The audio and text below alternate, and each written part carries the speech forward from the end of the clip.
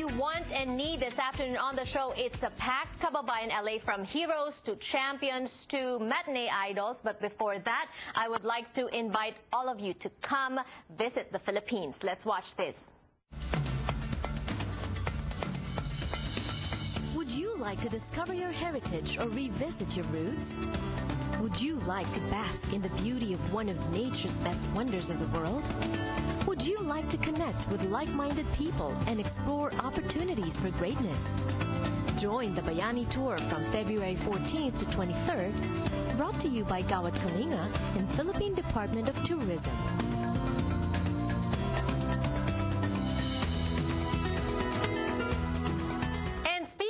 The Philippines, twice a week here on the show, nakakasama po natin ang balita para ihatid sa atin ang mga balita, hindi lang mula sa ating Filipino-American community, kundi maging balita mula sa Pilipinas. Pinoy na Pinoy, Weekend Balita. Ronnie Ligo, Editor-in-Chief of Weekend Balita. Also, they have a brand new broadsheet, US Asian Post. Samahan niyo po kami sa pagtalakay ng mga balita ngayong hapon. Hello, Ronnie, and welcome to Kababayan LA. Magandang hapon po sa inyong lahat. And speaking of invitation, iniimbitahan din po namin kayo, no? Wednesday, November 21st, dyan po sa Philippine American Community of Los Angeles, or FACLA Social Hall, where we are going to observe, the third anniversary of the Maguindanao massacre, na kung saan po 58 of our kababayan, 32 of or 33 yata of our colleagues, diyan nagkasama na sa mga hanap buhay, Pinas lang, alam naman natin ito nangyari noong 2009. Yes, Ronnie, has it been 3 years? Pero 3 years na nga ang nakalipas, mukhang pasimula pa lang ba ng investigasyon ng Maguindanao trial? Actually, meron ng ongoing hearings, that started in 2010. However, the Supreme Court banned all media coverage na kung saan ang TV live coverage itong trial na to ay binana ng Supreme Court. So, medyo paborito do sa mga accused, However, pinaglalaban natin ngayon mga advocates sa Pilipinas, na kung saan dapat daw magkaroon ng magandang live coverage ito para makakita ng taong bayan kung gaano kasama ang nangyari nung panahon na yon.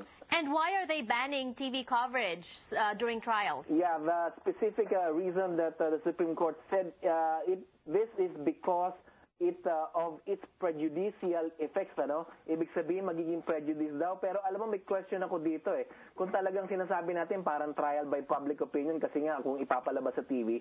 However, alam naman natin sa bansang Pilipinas, compared dito, the trial, ang judge doon, iisa lang, yung talagang judge lang, siya ang magsasabi kung sino ang guilty or hindi, kung talagang guilty yung mga accused na yan or hindi. Hindi katulad naman dito, na meron jury. Oo, alam natin na iba ang nangyayari dyan. However, doon, kung hindi niya talaga papansinin yung mga live coverage or whatever, he will just depend on the evidence presented by both sides. Then, ito ang question natin, So, I guess it's a matter of how the justice system evolves in our country.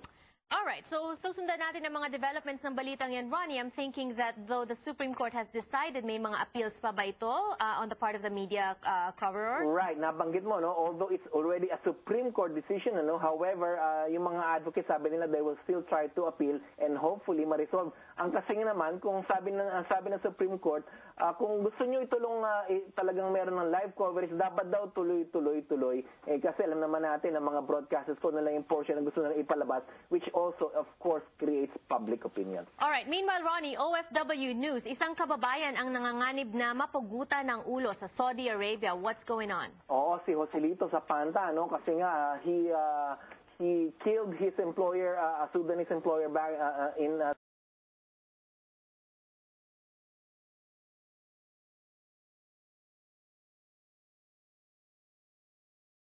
si Vice President Jejo Marbinay at ang ating Pangulo si Noynoy Aquino, nagstay ngayon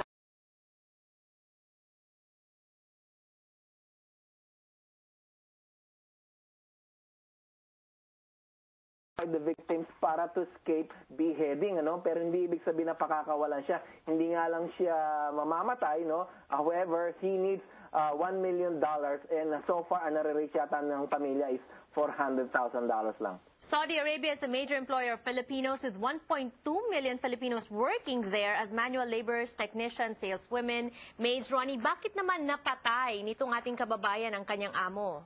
Rental dispute daw ang pinagawa nila, no? So medyo sketchy yan, pero alam naman natin doon sa Saudi Arabia, anyone who is convicted of rape, murder, at iba pa mga heinous crime will, of course, under Sharia law, will face death penalty. Alright, isa pang dapat nating abangan ang mga detalye ng balitang yan. And if you can help, they're trying to raise $1 million, kumbaga, to pay for the life of this kababayan accused of murder or convicted of murder in Saudi Arabia. For now, Ronnie, thank you so much. Mas marami pang balita saan? Of course, ang aming pong website, www.balita.com, at ang aming pong bago, usasianpost.com.